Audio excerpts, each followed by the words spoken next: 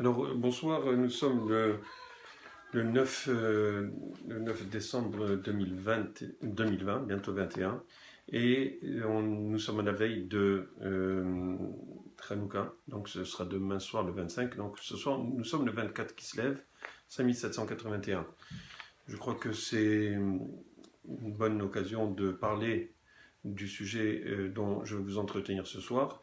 Et comme vous avez peut-être remarqué, si vous avez reçu la publicité, le sujet est le roi des rois des rois. Alors pourquoi j'ai choisi ce sujet? C'est parce que, en fait, on n'arrive pas à se déconnecter de l'actualité. On est en train de parler, bien entendu, de ce qui se passe aux États-Unis et spécialement du fait qu'il y a un combat pour être le roi des États-Unis. Et ça ne nous empêche pas donc de penser à tous les rois du monde depuis le début de la création du monde jusqu'à présent. Et justement, nous savons que celui qui a créé ce monde, c'est le roi des rois des rois. Comme on le dit si bien, le vendredi soir, quand on rentre à la maison et quand on chante Shalom Aleichem, Malachia Shalom, on dit Shalom Aleichem, on dit paix sur les anges. Malachia Shalom, les anges de paix. Malachia Elyon, les Malachim, les anges de Akadosh Baruch Hu, de celui qui est suprême, celui qui est en haut, Elyon, Mimelech Malchem, du roi, les anges du roi, des rois, Akadosh Baruch Hu, donc, Akadosh Baruch Hu qui est celui qui est Kadosh. J'aimerais attirer votre attention sur le fait que on dit le roi des rois, et on dit aussi également Kadosh, Kadosh, Kadosh. Vous savez, quand on fait la Kedusha, quand on répète la Hamida, la Tefila, 2 fois par jour en moyenne, bien sûr, puisque des fois on a le Moussaf, etc. On dit Kadosh, Kadosh, Kadosh. Et qu'est-ce qu'on est en train de dire? On est en train d'essayer de dire comme les Malachim. Les Malachim, les anges qui viennent et qui disent, qui sanctifient Akadosh Baruch Hu. Et le principe de la sanctification, c'est quoi? C'est de montrer qu'on est séparé. C'est un principe de séparation de nous, en fait. Quelqu'un qui est kadosh, quand on parle de quelqu'un qui est kadosh, on parle d'un tzaddik, par exemple. Qu'est-ce qu'il y a entre nous et le tzaddik? Le tzaddik, c'est quelqu'un qui est séparé de nous. Il n'est pas comme tout le monde. C'est quelqu'un qui a tellement travaillé sur lui-même, qui a fait tellement d'efforts, qui a probablement subi énormément d'épreuves dans sa vie, et qui se connecte quand même à Kadosh Baruch Hu constamment. Alors lui, il est Kadosh, il est séparé de qui? De la population en général. Nous, la population du monde, nous ne sommes pas comme les grands tzadikim qui, eux, supportent tout le monde. On sait qu'il existe 36 tzadikim qui sont cachés et qui supportent le monde, mais il y a aussi des tzadikim qui sont énormément justes, qui travaillent énormément sur eux-mêmes, qui ne passent pas une seconde sans être connectés à Kadosh Baruch Hu. Ça, ce sont des Kedoshim, ce sont des gens qui sont complètement séparés. Ils sont séparés de tout toutes les, si vous voulez, les artifices de ce monde. Même s'ils ont l'impression d'être avec nous, eh bien quand même, ils sont quand même dans leur bulle, bien qu'ils semblent être avec nous. Et des fois, effectivement, ils s'intéressent à nous. Comme par exemple, on a souvent dit Baba Saleh, etc. Donc on voit que quoi? Quelqu'un qui est Kadosh, à notre niveau, dans notre monde, ce sont des gens qui sont extrêmement pieux, ce sont des gens qui sont extrêmement valeureux parce qu'ils s'empêchent de vivre et de profiter de ce monde. D'accord? Et ils le font pas parce qu'ils ne veulent pas spécialement profiter de ce monde. C'est parce qu'ils ont tellement à cœur le monde qu'en fait, ils n'ont pas de temps pour eux-mêmes. Vous savez, quand moi je vois un peu ce qui se passe, j'imagine un petit peu comment ces gens qui sont des dirigeants politiques, comment est-ce qu'ils peuvent dormir? Je me demande comment est-ce que M. Donald Trump peut dormir alors qu'il a le poids de toute l'humanité sur lui, d'une certaine manière. Parce qu'il sait que si les États-Unis flanchent, eh ben, ce sera tout le monde qui va en pâtir. Et il aime son peuple, il aime les Américains, il veut réussir. Ce n'est pas juste par kavod, Parce que le Kavod, il a déjà été président. Alors oui, on va dire oui, parce qu'il voudrait être encore président pendant 4 ans, et que si on lui enlève, alors on va lui enlever le Kavod et l'honneur d'être le président. Non, c'est pas seulement ça. Parce que c'est quelqu'un qui avait tout pour lui. Il a eu tout pour lui dans sa vie. Moi je le connaissais, j'avais lu des articles sur lui dans je ne sais pas si c'était l'Express ou le Point, dans le temps où on le décrivait comme étant quelqu'un qui a la baraka ou la beracha, comme on dit chez nous. C'était quelqu'un qui avait tout ce qu'il voulait. Et il est arrivé parce que, pour une raison ou une autre qui est la sienne, il est arrivé à se présenter et il est arrivé à devenir ce qu'il a voulu. Et là, on voit qu'il y a un combat énorme pour qu'il puisse rester. Il veut, et bien sûr, ça va arriver, bien sûr, à la Cour suprême des États-Unis, puisque déjà, c'est en train d'arriver, on a vu ça hier. Et donc, il y a quelque chose qui se passe. On voit que ces gens-là, que ce soit lui, ou que ce soit l'autre prétendant à la présidence, je crois que l'autre prétendant, il n'a pas tellement, je crois qu'il dort et il s'en fiche un petit peu de ce qui se passe, bien il prépare son coup, il prépare ses ministres, parce qu'il pense qu'il va passer. Donc, il fait ce qu'il doit faire, mais d'un autre côté, je ne pense pas que ce soit quelqu'un, en tout cas, moi, personnellement, je ne perçois pas que c'est quelqu'un qui est trop préoccupé par la situation. J'ai l'impression qu'il est un petit peu absent. Mais on voit que Donald Trump, il est là, et je me demande comment il peut faire pour vivre, pour dormir, pour avoir une vie plus ou moins normale en tant qu'être humain. Est-ce qu'il a une vie familiale? Est-ce qu'il a une vie conjugale? Est-ce qu'il a une vie... j'ai l'impression même qu'il a maigri. Je ne sais pas si vous remarquez. Moi, je remarque qu'il a maigri un petit peu. Avant, il avait l'air un peu plus imposant. Mais je crois que ça commence à gruger un petit peu même dans son corps. Donc, je me demande, si on voit que ces gens-là, ils sont en train de mettre toute leur vie, toute leur énergie pour être des rois, pour être ceux qui dirigent, eh ben, c'est parce qu'en fait, les rois sont aussi des gens qui sont séparés du monde. Mais pas obligatoirement des saints, comme les tzadikim. Mais à Kadosh Baruch Hu, quand on dit Kadosh, Kadosh, Kadosh, ça veut dire qu'il est séparé, de séparer. J'avais entendu une fois le Rav Yechia Ben Chetrit qui disait qu'il est séparé à la puissance séparée, à la puissance séparée. Ça veut dire que c'est pas seulement séparé, c'est quelque chose qui est extrêmement loin de ce qu'on peut imaginer. Effectivement, Kadosh Baruch Hu, il est séparé. Kadosh, Kadosh, Kadosh, il est séparé de tout ce qu'on peut imaginer. D'accord? Il est séparé de notre monde, bien que nous faisons partie de son monde. Nous faisons partie. Le monde est contenu dans Akadosh Baruch Hu. On l'a déjà dit dans d'autres shiurim, mais on va en reparler un petit peu aujourd'hui. Et donc, Akadosh Baruch Hu, il est séparé. Et justement, lui, Akadosh Baruch Hu, c'est le roi, c'est-à-dire que c'est le grand, le roi de tout ce qu'on peut imaginer, puisque c'est lui qui a créé, c'est le créateur. Et c'est le roi des rois, qui sont les rois eux-mêmes d'autres rois. Pourquoi? Parce qu'on sait que, par exemple, prenez le Canada. Ok, il y a le Premier ministre, il y a le ministre, bien que si on dit qu'on dit que c'est une fédération, de la même manière aux États-Unis, mais quand même, celui qui représente le pays, c'est lui. D'accord? De la même manière, on va voir que quoi? Donc Justin Trudeau, c'est lui qui est le Premier ministre. Ensuite, il y a les ministres des provinces. Et ensuite, on va voir qu'il y a des maires. Et ensuite, on va voir qu'il y a des conseillers municipaux, etc. Chacun a un certain pouvoir. Donc, quand on parle, il y a une pyramide. D'accord? Mais en haut de cette pyramide, c'est Akadosh Baruch Hu. Mais à partir du moment où on voit que, après Akadosh Baruch Hu, celui qui est le roi de tout le monde, c'est lui. Mais ensuite, on va voir les autres rois, les rois avec leurs différents... Il y a des empereurs. Les empereurs, ce sont ceux qui ont à la tête de plusieurs pays. Donc, on voit que c'est ce qu'on appelle un empire. L'empire, quand ça va pas, ça va de mal en pire. C'est comme on dit. Non, c'était juste une petite blague en passant. Donc, encore une fois, on voit qu'il y a une hiérarchie dans la royauté. Et même, nous-mêmes, est-ce que nous sommes... nous régnons sur nous-mêmes. Ça, c'est ce que je voudrais arriver ce soir à développer avec vous. Pourquoi? Parce que, en fait, si on n'arrive pas à régner sur nous-mêmes, pourquoi régnerions-nous sur les autres. Qui mériterait d'être un roi? C'est celui qui est capable de régner sur lui-même, celui qui est capable d'avoir un contrôle sur lui, un contrôle sur ses émotions, un contrôle, ça ne veut pas dire qu'il n'est pas sensible, mais quelqu'un qui contrôle, qui a le contrôle de lui-même.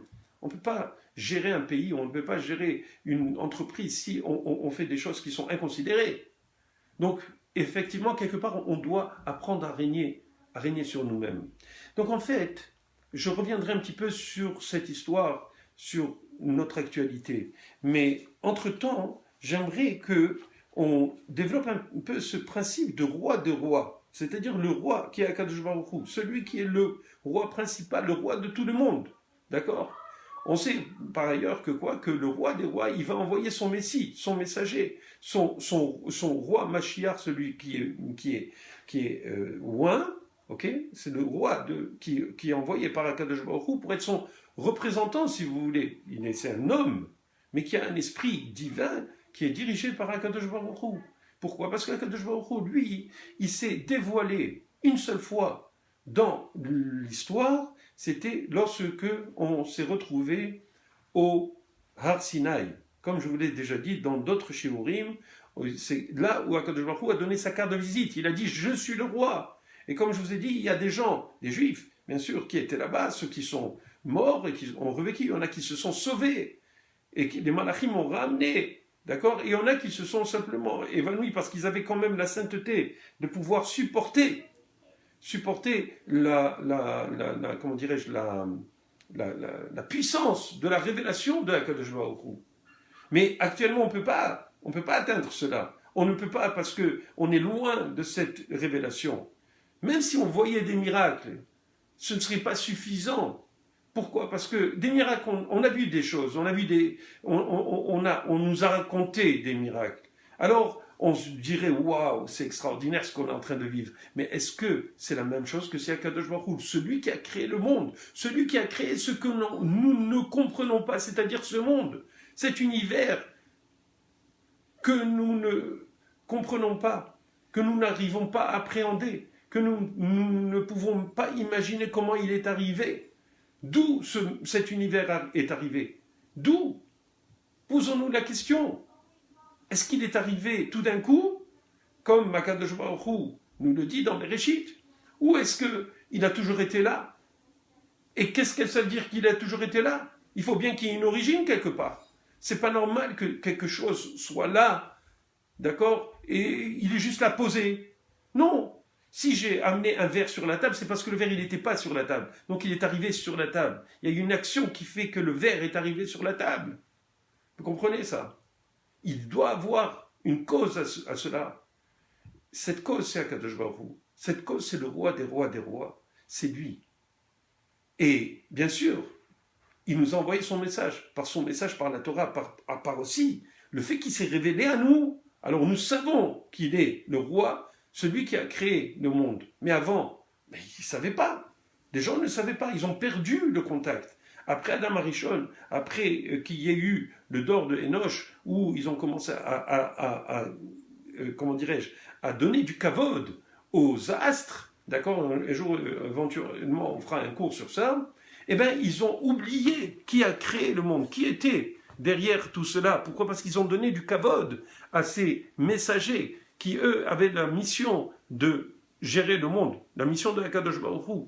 Et à cause de cela, on s'est éloigné de la croyance. On s'est éloigné du fondamental.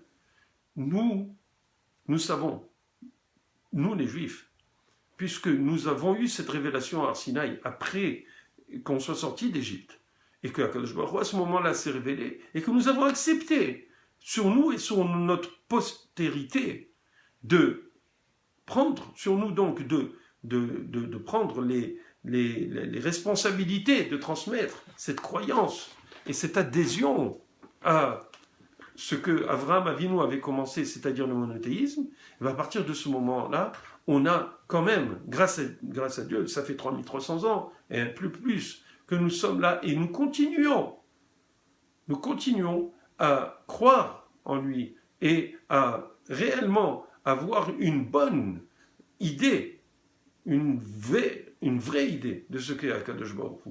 Bien sûr, on ne peut pas connaître sa nature. Et je vais vous expliquer un petit peu pourquoi et comment les choses se passent. D'accord? Donc, vous savez que un des moyens que Akadosh Baruch Hu utilise pour gérer son monde, c'est aussi les malachim, ce sont des envoyés. Comme j'ai dit le vendredi soir, Melech Malchei Malachim, on parle de Shalom Aleichem, Malachei Shalom, les anges, les Malachei Sharet, les anges qui sont les anges de service, etc., de paix. Ces anges-là, en fait, il y a différents types d'anges, différents types de malachim. Il y a des malachim qui sont là et ils sont créés simplement pour donner une shira, pour chanter les louanges de Akadosh Baruch Hu. Et ces anges-là, ce sont des anges qui, quand ils chantent un louange, quand ils chantent une shira, pas une chanson, un poème ou un chant, un cantique, voilà, c'est ça le mot, à Akadosh Baruch Hu, eh bien, en fait, ils s'évaporent, ils s'annulent complètement. Pourquoi? Parce que, à travers le chant, eux se connectent avec Akadosh Baruch Hu, avec la réalité de Akadosh Baruch Hu, et puisqu'ils ont connecté avec la réalité de ce que c'est Akadosh Baruch Hu, ils s'annulent complètement. Ils disparaissent.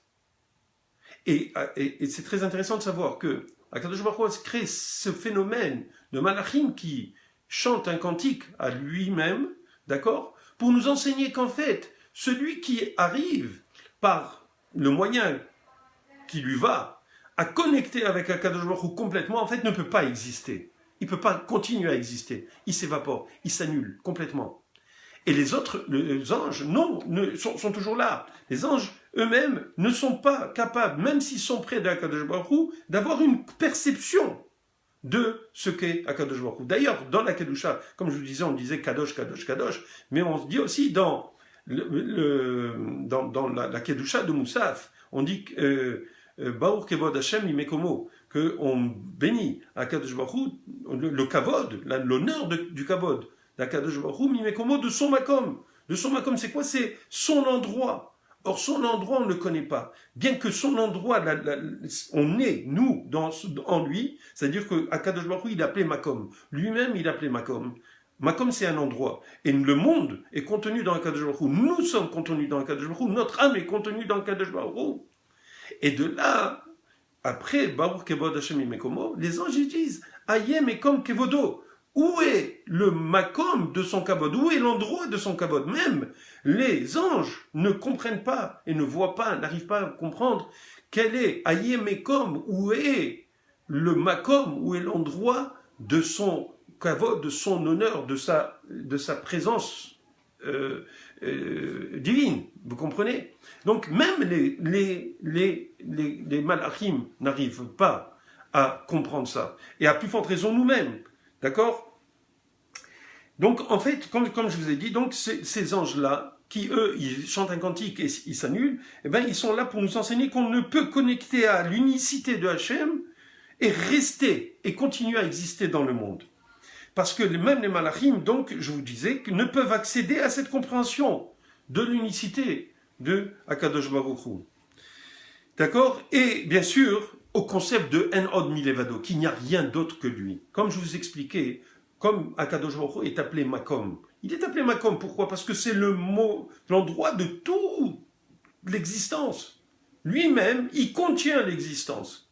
Il est plus que l'existence. Et pour en fait, avoir créé l'existence, il a dû se retirer lui-même, se contracter pour pouvoir donner la possibilité à une partie de lui-même, qui est le monde, d'exister. D'accord? Eh bien, mais quand même, comme je vous ai expliqué, donc, ça fait quelques secondes, le monde est contenu dans Akadosh Baruch Hu, et il n'y a rien d'autre que lui. Il n'y a rien d'autre que lui. Ce concept est un concept qui est totalement théologique. On ne peut pas prendre quelqu'un dans la rue et lui dire, tu sais, Akadosh Baruch Hu, ben, lui, c'est un Od Milevado, il n'y a rien d'autre que lui. Le type, il va nous prendre pour un fou. Ce n'est que à travers des études en Torah, des études poussées, qu'on peut apprendre à comprendre cela.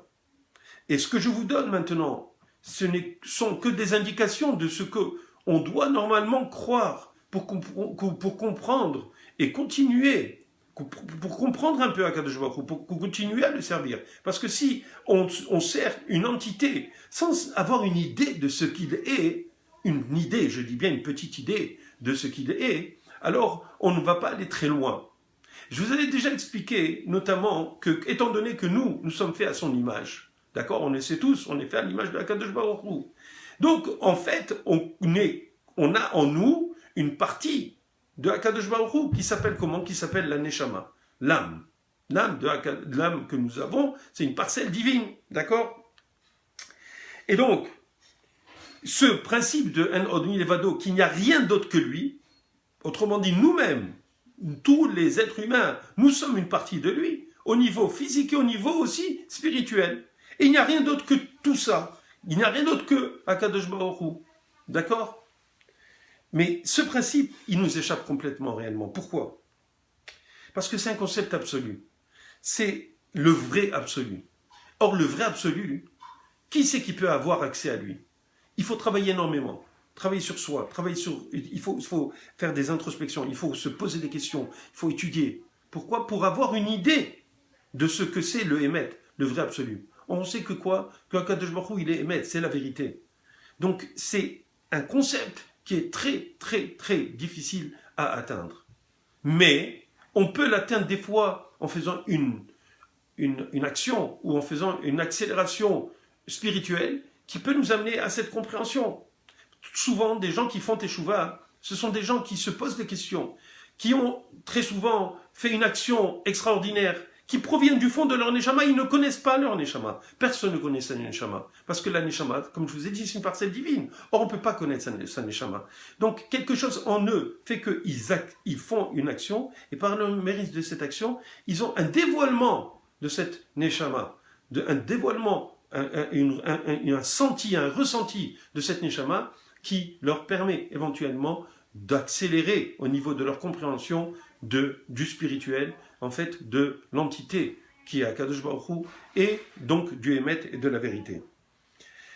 Donc, ce dernier concept, d'ailleurs, de En Od Milevado, il fait appel à ce que Hachem a dit à Moshe Rabbeinu, d'accord, Kilo Irani Adam Vahai. Comment est-ce qu'on peut connaître Akadosh Baruch Hu?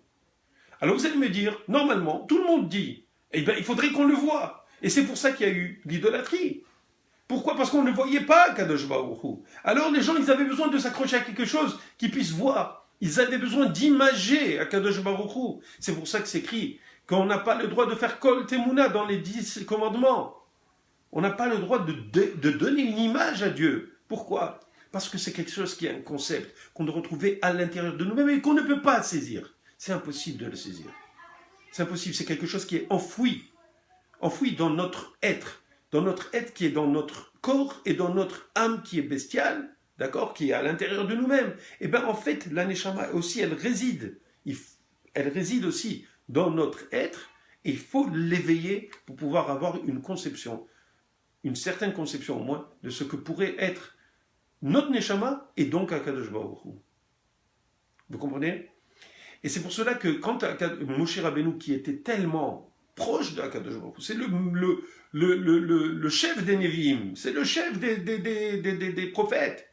Et Moshe Rabbeinu, lui, qu'est-ce qu'il a dit? Il a dit à Akadosh Baruch Hu, après qu'il y ait eu la faute du veau d'or et qu'il a prié pendant 40 jours et 40 nuits pour que Akadosh Baruch Hu comment dirais-je, pardonne au peuple juif.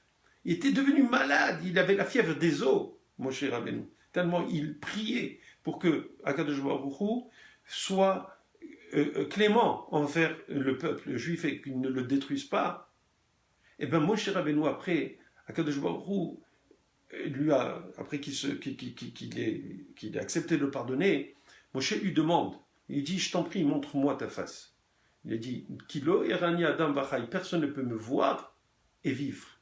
Autrement dit, même si on est tellement proches, toi et moi, je te parle, tu ne peux pas voir qui je suis. Je ne peux pas te dire, tu ne peux pas avoir une perception complète de ce que c'est la divinité. Personne ne peut avoir cette perception. On peut ressentir des choses. On peut, Moshe Rabbeinu, ressentir, écouter. il était proche de Dieu, mais il ne pouvait pas connaître le fondamental de Akadosh Baruch Hu, de ce que c'est. Pourquoi? Parce que si l'âme qui est en nous voit Akadosh Baruch Hu, alors elle se sauve du corps. Donc on ne peut plus exister à ce moment-là. Vous comprenez? Parce que le vivant existe dans ce monde, mais à partir du moment où il pourrait accéder à la compréhension, donc de l'unicité de Akadosh Baruch Hu, de comment on appelle ça, de la source, si vous voulez, de la source de ce que c'est Akadosh Baruch Hu, il ne serait plus dans la création, dans le fini. Il ne peut pas être dans le fini, car il adhérerait alors à l'infini. C'est-à-dire que son âme s'échapperait et irait vers l'infini, qui est la source de son âme. D'accord? Ce qui serait donc sa fin à lui-même en tant qu'existant.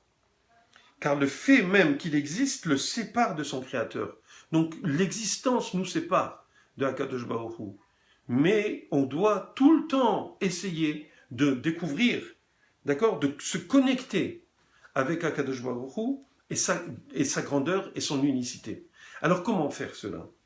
Hachem, il faut savoir que, comme je vous ai dit tout à l'heure, Hachem a créé l'homme à son image. De même que Hachem est le roi du monde. Ainsi, Hachem est roi. Alors, donc, je disais bien que, de même que Hachem, c'est le roi du monde, eh bien, l'homme, il est roi dans son petit monde. L'homme, comme je vous ai dit tout à l'heure, il doit être roi sur lui-même. Il doit régner sur lui-même. D'accord? Eh bien, justement, comment arriver, donc, j'ai dit, à l'unicité, à reconnaître l'unicité de Akadosh Baruch Hu, avoir une idée de ce que c'est Hachem, et à connecter avec lui? Donc, c'est quand l'homme lui-même est capable de régner, je le répète.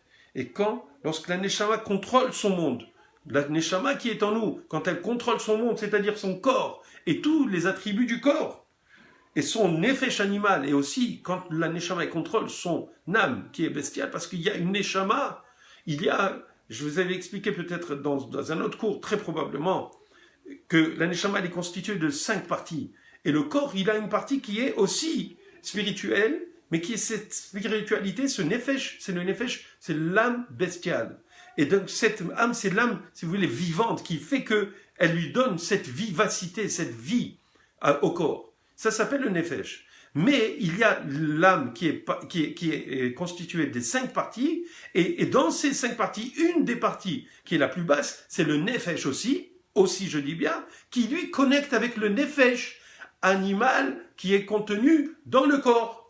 Et ça, c'est le Ramchal, Rabbi Moshe Chaim Luzzatto, qui nous l'explique dans Derech Hashem, d'accord? Et donc, après que ce nefesh qui est d'en haut, qui fait partie des 5 parties de l'âme, se connecte avec le nefesh, alors on a le Chaya Yehida, nefesh, ruach, neshama. Donc après le nefesh, il y a le ruach, c'est l'esprit.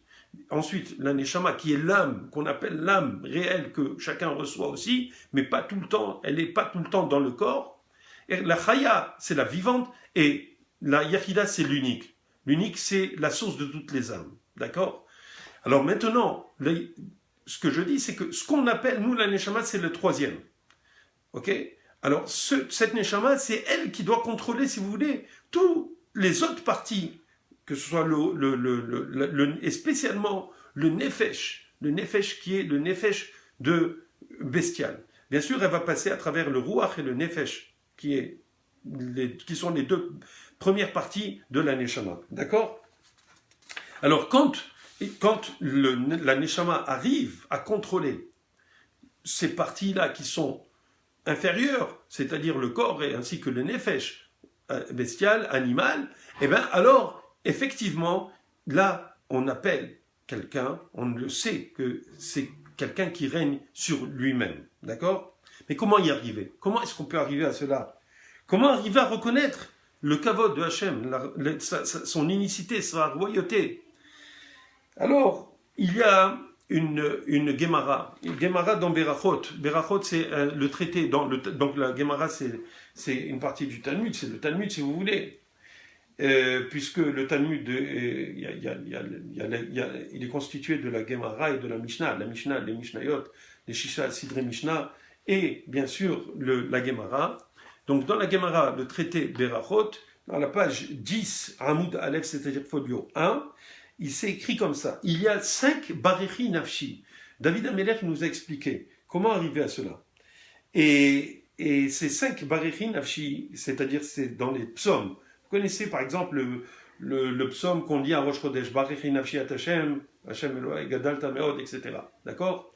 Ça, c'est un des Barechi Nafshi qui sont dits dans les Teilim. Barechi Nafshi, Barechi, ça veut dire béni mon âme, d'accord? Et donc, David Amelech nous explique que quoi?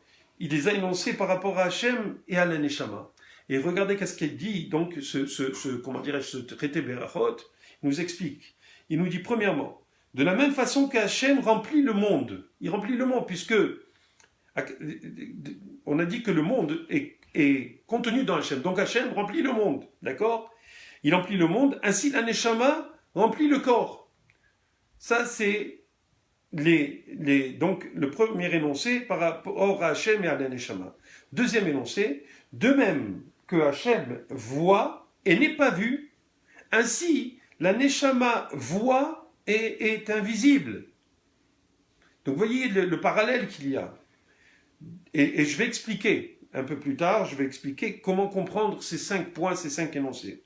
Troisième énoncé, de même Hachem nourrit tout le monde, ainsi la Neshama nourrit tout le corps. Quatrième énoncé, de même Hachem est tahor, pur, ainsi la Neshama est pure, elle est théora. Et cinquième énoncé enfin, de même Hachem réside dans les chambres des chambres, de même la Neshama. Autrement dit, Dieu, il est dans les chambres des chambres, c'est-à-dire à l'intérieur des chambres, une chambre qui est dans une autre chambre. Donc, c'est écrit comme ça, à la fin de cette Gemara, c'est écrit, vient celui ou celle qui a ces 5 choses, et qu'il ou elle, bien sûr, louange celui qui a ces 5 choses. Ça, c'est fin de citation, si vous voulez, de la Gemara. Alors, on va essayer d'expliquer, au fur et à mesure, pour comprendre quels sont les moyens, ces 5 énoncés, qui sont en fait des moyens pour nous connecter avec Akadosh Baruch Hu, pour comprendre où est Dieu, c'est quoi sa réalité, c'est quoi son unicité, c'est quoi ça, un petit peu un petit peu son tissu, si vous voulez, d'accord? Alors regardez. Premièrement, on avait dit de la même façon que Hachem remplit le monde, ainsi la Neshama remplit le corps. Alors en fait, il faut comprendre ça comme ça. De même qu'il y a un point minuscule qui ne soit sous sa gouverne, qu'il n'y a aucun point minuscule qui ne soit sous sa gouverne. Autrement dit, tout le monde, tout ce que vous pouvez imaginer, dans l'univers et au-delà de l'univers, tout est sous sa gouverne. Ainsi, la Neshama doit absolument contrôler son monde, c'est-à-dire son corps et son âme animale. Ça va? De la même manière, c'est très dur. Je suis d'accord avec vous. Deuxième chose, on avait dit que quoi? Que Hachem voit mais il ne peut pas être vu. Le corps ne peut absolument avoir une idée de la nature de la Neshama. Est-ce que vous avez déjà vu votre Neshama? Non. Vous avez pu voir votre âme? Personne ne peut voir son âme. Quand vous voyez dans un miroir, vous voyez, comme je me vois maintenant sur cet écran, on voit qu'on bouge. On voit qu'on a un corps, on peut se toucher, on a des sens. Mais comme je vous ai expliqué déjà, c'est que tout est fait d'atomes. On est fait d'atomes. Et les atomes, ils sont faits complètement de vide. Pratiquement 100% de vide. Alors, qu'est-ce qui fait en sorte qu'on puisse réellement être là? Il y a quelque chose qui se passe. Puisque si nous-mêmes, nous sommes faits de vide, alors qu'est-ce qui est plus vrai? Est-ce que c'est nous, ce que nous voyons, ce que nous touchons, ce que nous ressentons, ou la Neshama qui est en fait quelque chose qu'on ne peut pas voir et qui nous donne cette animation, qui nous anime, qui fait que nous existons. Et donc cette Neshama, on ne peut pas la voir. Et donc de la même manière qu'on ne peut avoir aucune idée de cette Neshama, pourquoi? Parce que sa présence, elle est spirituelle, elle est complètement spirituelle, elle est pure, de toute dimension extérieure. Et donc, ceci est un principe qui est fondamental, car tout ce qui se voit et est perceptible, même par l'intellect, n'est pas complètement spirituel et n'est pas une neshama. Ça veut dire que quoi? que même même quelque chose qu'on pourrait imaginer, d'accord? Même si on s'imagine qu'est-ce que pourrait être une Neshama, eh bien, c'est clair que ce n'est pas complètement spirituel. Ça veut dire que si on pouvait imaginer quelque chose qui serait la Neshama, eh bien, ce ne serait pas spirituel. Parce que la Neshama est complètement spirituelle. Elle est complètement, je crois qu'en anglais on dit ethereal. Elle est pratiquement irréelle. Elle est pas, on ne peut que la ressentir. On peut que la ressentir, mais sans la toucher, sans avoir une perception physique, un tant soit peu physique d'elle-même. Impossible. Parce que si on l'avait, alors ce ne serait pas une Neshama. Si on l'avait, alors ce ne serait pas spirituel. Ce sont des concepts un peu... Je sais que c'est des concepts lourds, mais je crois que c'est important au moins d'y réfléchir. Parce que si on y réfléchit, alors peut-être qu'on va commencer à ressentir quelque chose en nous. On va ressentir on va avoir des messages peut-être de cette Neshama. On va ressentir, on pourra avoir des réflexions qui sont basées sur des ressentis. Et donc, une communication avec notre être intérieur. Et c'est ça le plus difficile. Ce qu'il faut, c'est atteindre et toucher notre être intérieur, cette Neshama. La laisser s'exprimer, l'écouter. Mais la voir, on ne pourra pas.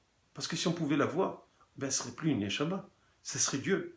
De la même manière que Dieu, on ne peut pas le voir, on ne peut pas voir notre Neshama, puisque la Neshama, c'est une parcelle divine.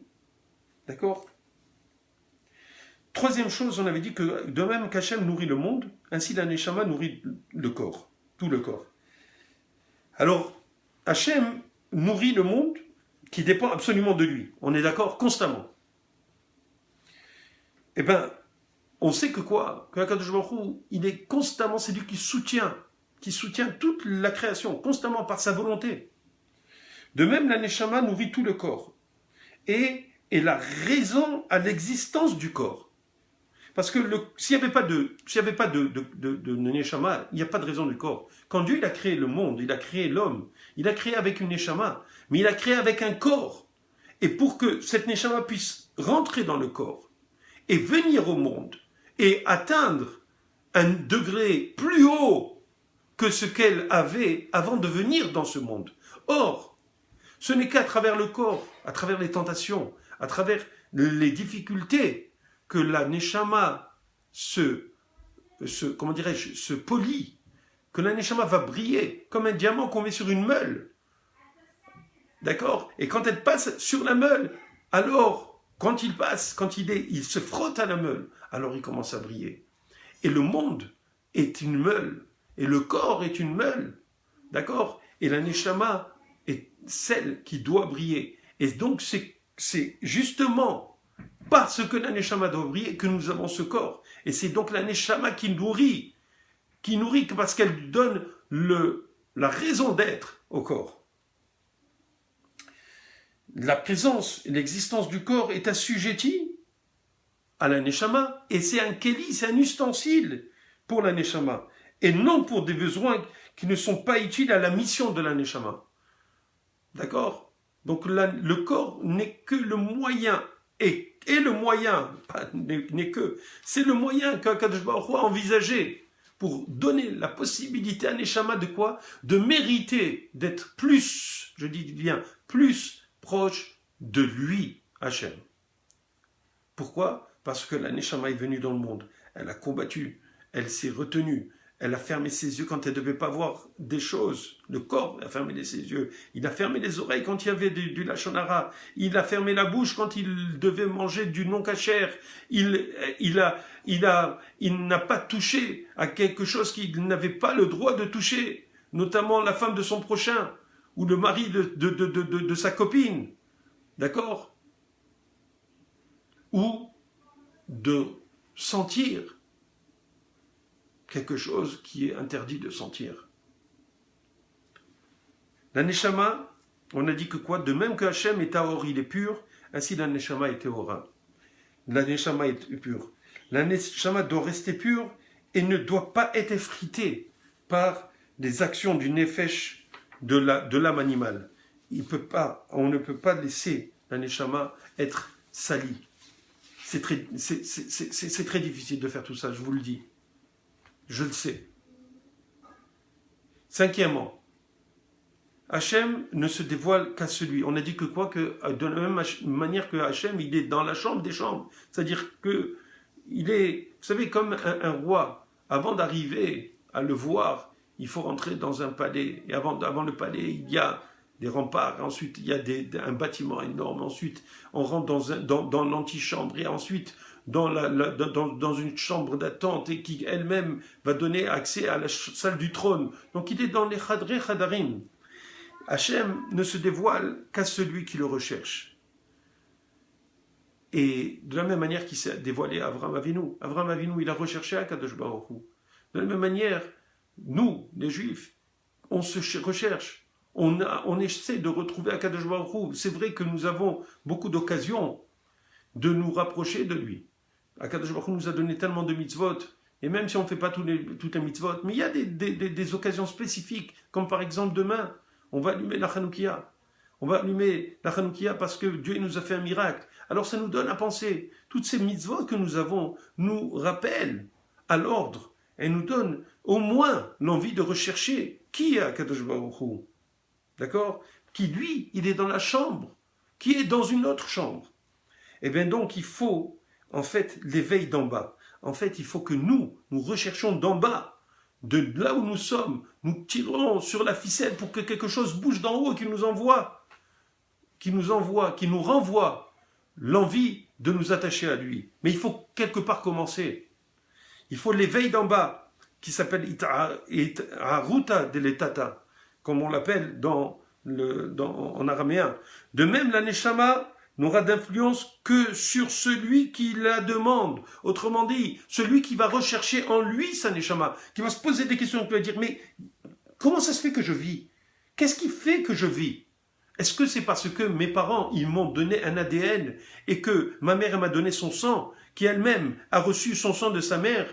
Mais quelque part, il faut bien que son sang soit arrivé de quelque part à la première femme ou au premier homme. Et on doit se poser la question, est-ce qu'il y a autre chose que cette... comment ça se fait qu'il y a cette vie? Comment ça se fait qu'il y a des gens, par exemple, qui arrivent dans ce monde et d'autres qui n'arrivent pas? Des fois, une femme, elle fait une fausse couche. Des fois, malheureusement, elle fait un avortement. Et cette âme qui devait venir, elle était dans ce corps, dans ce fœtus, et elle n'arrive pas au monde, pour une raison ou une autre. Mais nous qui avons la possibilité d'être dans ce monde, posons-nous la question. Et il faut se poser la question, est-ce que nous avons une Neshama? Parce qu'en se posant la question, est-ce que nous avons une Neshama, on se pose la même question, est-ce qu'il y a un Dieu qui a créé le monde? Et s'il y a un Dieu qui a créé ce monde, parce que le monde ne peut pas se faire de lui-même, le verre dans lequel je vais boire, eh bien il ne peut pas se créer de lui-même. Il faut bien qu'il y ait quelqu'un qui ait créé ce verre. Que vous achetez ce verre, je ne sais pas dans quel magasin vous l'achetez, il a été fait de quelque part. Il faut bien qu'il y ait quelqu'un qui ait voulu que ce verre soit un jour, d'accord, utilisé. Et il a été créé. Mais alors il faut savoir qui a créé. Parce que si on comprend qui a créé le monde, on comprend qu'il y a quelqu'un qui est derrière ce monde, on comprend qu'il y a quelqu'un qui est derrière cette Neshama que nous avons en nous. Et donc on doit se poser la question, qui a créé le monde? Qui a créé cette Neshama? Et quand on a cette Neshama, alors on peut, quand on commence à comprendre, alors la Neshama, elle va se dévoiler à nous. La Neshama qui est en nous va se dévoiler en nous. Au début, cette Neshama, elle nous donne une aura qui est au-dessus de nous. D'accord? Mais quand le tzaddik l'attire, et grâce aux mitzvot qui fait l'ishma, des mitzvot qui sont faites sans intérêt, juste parce que Dieu nous l'a demandé, donc il attire vers son intériorité, et bien il la transforme en lumière intérieure. D'accord? Ça, c'est la lumière qui rentre en nous. Ça veut dire que la Neshama, au début, elle est à l'extérieur. On ne peut pas. La Neshama, c'est une étincelle divine. Mais pour pouvoir la contenir en nous, c'est très difficile. Très souvent, on n'arrive pas. On arrive à faire entrer peut-être le Nefesh, peut-être le Ruach, Un neshama, c'est des tzadikim. Les tzadikim, quand je parle des tzadikim, c'est des grands tzadikim qui arrivent à avoir leur neshama à l'intérieur d'eux. Ça veut dire qu'ils ressentent constamment leur neshama à l'intérieur d'eux-mêmes. Et pour cela, il faut se déconnecter complètement de quoi? Des contingences de ce monde. Quand on arrive à se déconnecter et à plutôt connecter à sa neshama, alors on peut éventuellement espérer d'avoir au moins le nefesh ou le ruach qui entre en nous. En général, on a le nefesh quand même. D'accord? Et c'est pour cela que, en fait, il faut savoir que plus on va se purifier, on va chercher cette lumière qui est en nous, et plus on va avoir la possibilité de découvrir Akadosh Baruch Hu dans un état, on ne le connaîtra jamais, d'accord? Et quand une personne développe ces 5 aspects donc, que je vous ai expliqués, alors il ne reste rien du côté de l'impureté. D'accord? Mais c'est très difficile, il faut le faire. Et alors on peut espérer ressentir réellement la grandeur de Hachem et son kavod. D'accord? Et cela, Hanouka, il nous l'enseigne. Hanouka, c'est en fait le symbole de cette recherche. Pourquoi? Parce que, j'espère, Bezrat Hachem, qu'on aura l'occasion de se parler la semaine prochaine, puisqu'on sera pendant Hanouka, de justement de ce miracle qu'il y a eu. Mais le vrai miracle qu'il y a, c'est que les Juifs ont cherché en eux la vérité. Et qu'ils ont mis une intensité dans cette recherche de la vérité qui était si forte que ça les a animés pour pouvoir combattre Antiochus. Antiochus Épiphanes, qui était un tyran, qui voulait amener le rocher, qui voulait amener l'obscurité, qui voulait mettre une chape de plomb sur la spiritualité des Béné Israël, d'accord? Eh bien, ils ont réussi, avec la recherche de la vérité, cette recherche de leur neshama qui est en eux, de la lumière qui est en eux, ils ont réussi à faire des miracles. Et en fait, tous ces miracles, en fait, reviennent à quoi? Et cette recherche, c'est là, en fait, la recherche de la vérité, mes amis. La recherche de la vérité qui nous manque tellement dans ce monde. Nous sommes dans... Vous savez, le monde, il s'est cherché constamment. Depuis le début, il y avait Adam Arishon, il y avait l'histoire entre tellement de choses qui se sont passées. Il y avait Caïn qui a tué Evel, ensuite il y a eu Adam Arishon, pas ensuite il y a eu Adam Arishon qui a eu son 3e fils, qui a donné Chet, ensuite Noach, etc., etc.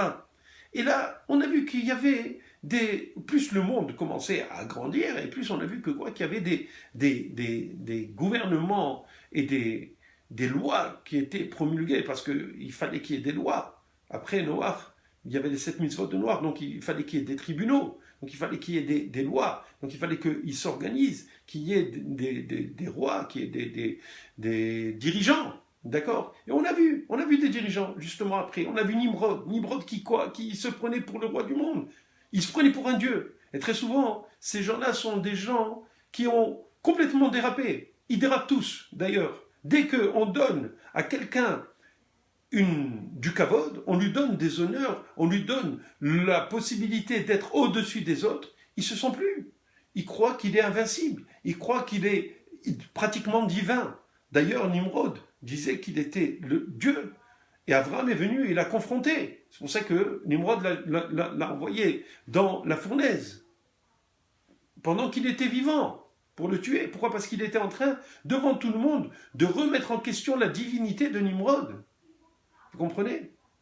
Et ensuite, il y en a eu d'autres. On les connaît. Que ce soit Paro qui lui-même, il se prenait pour Dieu. Vous le savez. Et après, Paro, qu'est-ce qu'il y a eu? Il y en a eu d'autres. Et bien, c'est certainement avant lui. Et après lui, il y en a eu plein d'autres. On a eu Nebuchadnezzar. On a eu les généraux de Ishmaël et les généraux de Esav, les fils de Esav, qui ont donné Amalek. D'accord? Ishmaël qui a donné qui a donné lui-même des descendants qui jusqu'à présent, sont des nations énormes. Et parmi ces nations, il y a des rois.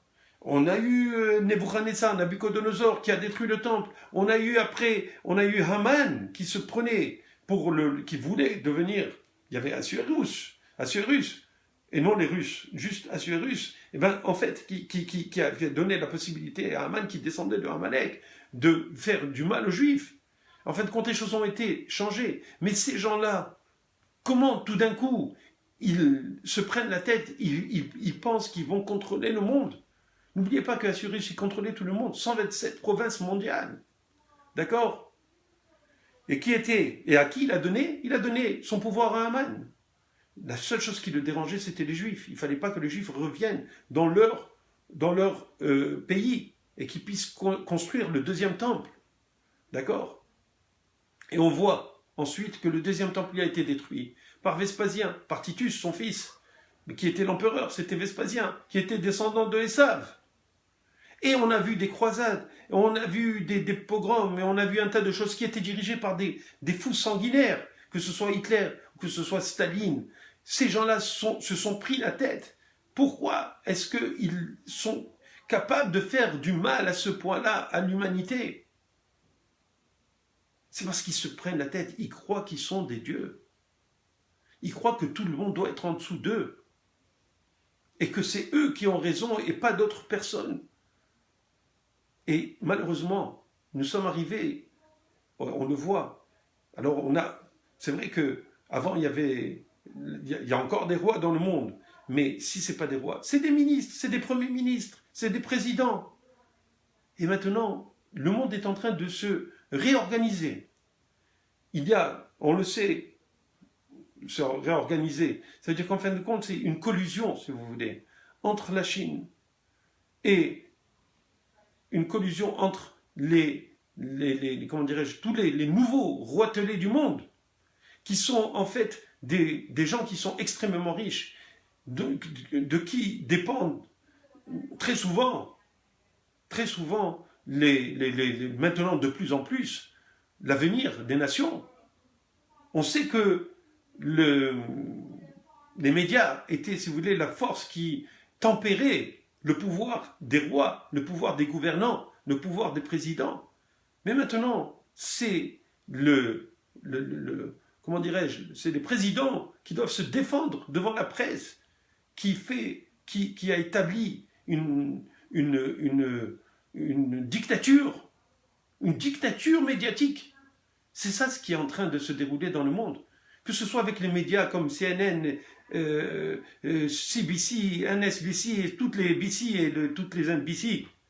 Oui, d'accord. Et que ce soit Facebook ou Twitter ou tout ce que vous voulez, qui sont en train d'avoir un contrôle sur ce qui peut être dit et ne pas être dit dans le monde. Vous imaginez de fermer la bouche à un président en plein discours à la nation? Vous imaginez un petit peu qu'est-ce qui est en train de se passer? Qu'est-ce qui leur prend à ces petits rois? Ils ont de l'argent, ils ont du pouvoir. Mais tranquillement, il faut comprendre que le roi des rois ne va pas les laisser agir.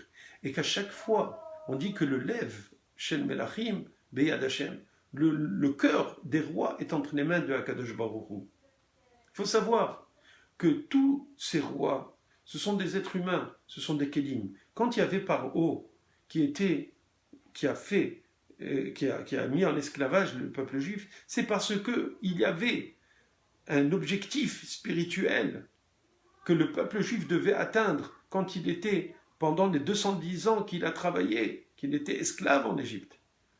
D'accord? Quand il y a eu les guerres de conquête, quand il y a eu des guerres ensuite après, quand il y avait des guerres avec les Pélishtim qui venaient, qui embêtaient les Juifs, c'est parce que les Juifs se comportaient mal. Il y a un travail à faire au niveau de toute l'humanité, au niveau de toutes les âmes, au niveau de toutes les âmes qui ont raté leur coup. Et très souvent, il y a des souffrances dans le monde. Je l'avais expliqué la semaine dernière, je pense. Il y a des souffrances que nous ne comprenons pas. savez, comme je vous ai dit, Hitler, il lui faudrait à peu près 6 millions de vies pour pouvoir payer et mourir à chaque vie pour qu'il puisse payer tout ce qu'il a fait. À part tous les autres êtres humains qui sont morts à cause de lui. Vous imaginez? Ou Staline, ou ce qu'ils font les Chinois. Je ne sais pas si vous avez vu, c'est des tyrans, c'est des gens qui n'ont pas de cœur. C'est des gens qui veulent assujettir tout le monde à leur façon unique. Et eux veulent rester au-dessus. Et pour cela, ils font des collusions avec les Américains pour rendre les Américains de leur côté, pour les mettre de leur côté et pour changer le monde, pour pouvoir contrôler le monde et imposer la façon commune de voir et de vivre dans le monde. Mais ça, c'est quelque chose que Akadosh Baruch Hu ne va pas laisser faire. D'accord? Même si on voit que maintenant, ces gens-là qui sont des sanguinaires, j'ai vu, comme je vous disais, j'ai commencé à dire, qu'ils torturent les gens. Et ceux qui ne sont pas d'accord avec eux, ils leur prennent des organes sans anesthésie. Ils les torturent. Ils leur prennent des organes pour les vendre et pour faire vivre d'autres personnes. Au nom de quoi? Au nom de la pensée? Au nom de la pensée de ces gens? Au nom de la liberté qu'ils leur enlèvent? Mais c'est fou. On est dans un monde complètement fou. Mais pourquoi cela? Akadosh Baruch Hu, lui, il a ses comptes. Il sait exactement, quand quelqu'un souffre, c'est parce qu'il a fait souffrir quelqu'un. Même si c'était dans une autre vie. Comme je vous ai dit, tous les gens qui ont fait des malheurs dans le monde, ils doivent payer. Alors ils le payent. Nous ne pouvons pas savoir, nous ne pouvons pas voir la vérité. C'est impossible. Il faut avoir tout le film, du début à la fin. Que quand quelqu'un paye, maintenant c'est parce qu'il a payé, il a fait souffrir avant. On ne connaît pas. La justice divine, c'est quelque chose qui est complètement inconnu de nous. D'accord? Il y a une certaine justice qui est la justice humaine. D'accord? Il y a une certaine justice divine qu'on peut comprendre. Mais quand il s'agit de choses complètement qui nous paraissent complètement absurdes et complètement, à la limite, cruelles, il faut comprendre que Akadosh Baruch Hu, il est derrière toutes ces choses-là. Il n'y a personne qui va souffrir pour rien. Akadosh Baruch Hu, il est juste. Vous comprenez? Et donc, lui, quand il fait agir des rois qui sont en dessous des présidents et des maires, ou ceux qui ont un certain pouvoir dans ce monde, c'est parce qu'il a un plan derrière. Parce que c'est lui qui est le roi. C'est lui le vrai roi. C'est lui qui connaît tout. C'est lui qui a créé son monde. Et son monde est en lui. Vous comprenez? Et pour pouvoir comprendre cela, il faut comprendre qui nous sommes. Qui nous habitons. À qui nous donnons la possibilité d'être en nous. C'est à notre Neshama. Cette Neshama, on doit connecter avec elle. Et pour connecter avec elle, comme je vous ai dit, il faut tirer d'en bas, il faut l'appeler, il faut lui demander de se découvrir à nous. Et pour cela, il faut agir. Il faut prendre des bonnes habitudes. Il faut faire des mitzvot, l'ishma, c'est-à-dire juste parce que Dieu nous a demandé de faire ces mitzvot. Tout en sachant que Akadosh Baruch Hu, sachez que Akadosh Baruch Hu, c'est la justice la plus impartiale possible que vous pourriez imaginer, parce que vous ne pouvez même pas imaginer qu'est-ce que c'est vraiment la vraie justice. Parce qu'il faut savoir qu'est-ce que c'est la justice. Bien sûr, je sais que parmi vous allez dire, mais qu'est-ce qu'il raconte? On sait qu'est-ce que c'est la justice. Chacun a sa propre conception de la justice. Regardez les enfants, quand ils se disputent, il y en a un qui dit c'est pas juste, et l'autre qui dit non, c'est pas juste. It's not fair, it's not fair. Parce que chacun a sa dimension de la justice. Mais la vraie justice, ce n'est qu'Akadosh Baruch Hu qu'il a entre ses mains. C'est lui le roi des rois des rois, c'est lui le vrai juste. Quand on parlait par exemple de Shlomo HaMelech qui lui, il avait, vous connaissez le jugement célèbre des deux femmes qui sont venues vers Shlomo HaMelech et qui lui ont dit que chacune avait un enfant et que c'était son enfant qui était resté vivant alors qu'il y en a un qui avait été étouffé par les deux mères qui avaient dormi dans le même lit. Donc chacune avait un bébé et il y en a un qui est mort. Et puis au matin, chacune a dit non, ça c'est mon bébé. Ils sont partis chez Shlomo HaMelech. Il a dit ok, très bien. Chacune elle disait c'est le mien, c'est le mien. Alors il a dit vous savez quoi? Apportez-moi un couteau, on va le couper en deux. Alors il y en a une qui a dit elle s'est tue. Et l'autre elle a dit non, je t'en prie, rien que donne-lui, je ne veux pas. Alors il a dit ça c'est la vraie mère. Ça, c'est la vraie mère. Quel âge il avait? Je le demande quand il avait ça, je crois qu'il avait 12 ans quand il a fait ce jugement. C'est génial. À 12 ans. C'est extraordinaire. Mais c'est loin, mes chers amis. C'est loin encore de la justice divine. C'est beaucoup plus. La justice divine, c'est à des lieux et des lieux de cela. Pourquoi? Parce qu'il faut connaître toute l'histoire. Quand Moshe Rabbeinu, il avait dit à Kadosh Baruch Hu, montre-moi ta face, en fait, il voulait connaître la justice. Il voulait savoir comment Dieu juge le monde. Kadosh Baruch Hu a dit non. Personne ne peut connaître cet aspect de moi. Pourquoi? Parce qu'il faut être intemporel. Parce que quelqu'un qui est intemporel, il voit toutes les générations, il voit toutes les raisons, il voit toutes les motivations, il voit tout ce qui s'est passé avant, pendant et après, jusqu'à la fin du monde. C'est lui qui détient. Pourquoi? Parce qu'il est unique, il est complètement spirituel, il est au-delà du temps, parce qu'il a créé le temps. C'est pour cela que nous, si on comprend que notre Neshama est aussi intemporel, et qu'on lui demande à la Neshama de se découvrir à nous, de nous donner des hints, de nous envoyer des messages à notre corps, à notre intellect, alors la Neshama va répondre, mais il faut le mériter, il faut faire des mitzvot, il ne faut pas avoir peur de contrôler ces 5 sens, de régner sur nos 5 sens, parce que c'est vrai que si Akadosh Baruch Hu règne sur le monde, alors nous pouvons régner sur notre corps, nous pouvons régner sur nous-mêmes, et si on arrive à régner sur nous-mêmes, j'ose le dire, on serait presque des dieux. Non, il ne faut pas le dire. Non, on aura au moins ce résultat, cette victoire d'avoir régné sur nous-mêmes. Parce que quelqu'un qui règne sur lui-même, eh ben, il peut avoir beaucoup plus que quelqu'un d'autre, justement, la révélation du roi des rois. Alors, je vous remercie de partager cette vidéo le plus possible. 1 heure de Torah, c'est 1 heure de mitzvot. Chaque seconde de Torah écoutée, c'est une mitzvah pour vous et pour chaque personne qui va écouter. Partagez-le.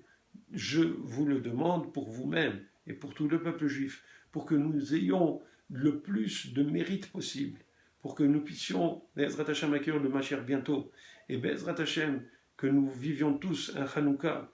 Bien sûr, on va être très probablement la plupart du temps, partout dans le monde, en confinement, parce que cette pandémie n'est pas finie.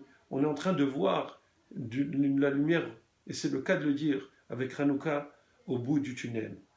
Be'ezrat Hashem, mercredi soir prochain, 21h, on se revoit. En tout cas, j'espère que vous allez me voir.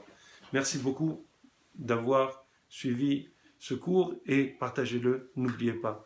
Mercredi soir, 21h, Be'ezrat Hashem, chaque mercredi soir, à moins qu'on dise qu'il n'y aura pas de cours. Merci beaucoup, au revoir.